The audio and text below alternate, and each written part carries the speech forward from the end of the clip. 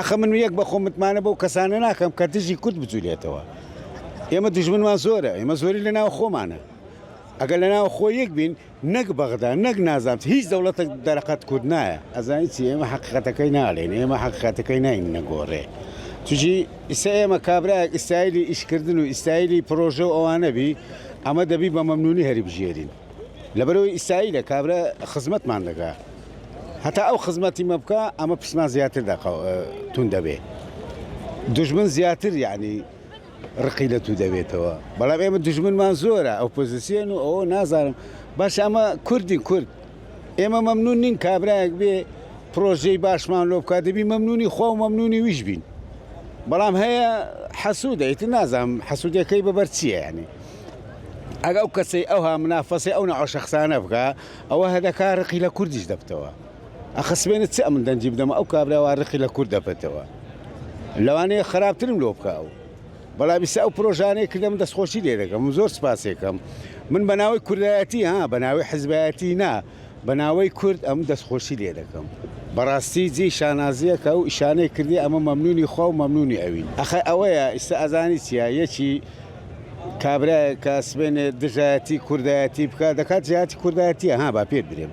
ئێمە ئەو دەبینێ ئەو قالبەی کە وەڵا ئەوە سیاسیە و ئەو حیزبێن نا ئەوە دەکات دژی کووردە یعنی دژی کوڕا دەوەستی کاکاتش کوردی ئەگەر تو توانیت وەرە خزمەتیکە کاکە ئەگە دەرچی پێڵاو سەر چاو ئەمە چێ دەرچی پێڵاوی لەسەر سەری خۆماندا دەنێت بەڵام بە شەرتی ئاوی دەریش تو دەبی خزمەتمان بکە ئەو خزمەتمان بکە ئێمەش خزمەتکاری ئەبین وەڵی بەڕاستی دەستخۆشی لێ دەکەم زۆر سپاسێکم چاویان ماچەکەم ئەوی دەستی لەو پرۆژەیەدایە ئەمن مەمنونیانم بەڕاستی پرۆژەکان وازیاتر دەکەن نەک کەمتر وازیاتر پرۆژە دەست پێ دەکا ئەمە مەمنونیانم مەمنونی خوا و مەمنونی ئەوانی دەبی مەمنونیان بین ئەگە قسەم بۆ ئەوە نییە یعنی برم دژایەتیوان دەزولێمەوە ئەمە کوردین ئەمە مادام کوردین کابرا ئەتوی ناوێ قسەشی پێمەرێ کابرا ئەتوی هەڵنەبژاردێ نابی لێشی تووڕەبی لەبەرەوەی کابرا حەق هەر دەبژێرێ خوش نعلەتی لەو کەسە کردە ئەگە ناحەقبی لەگەری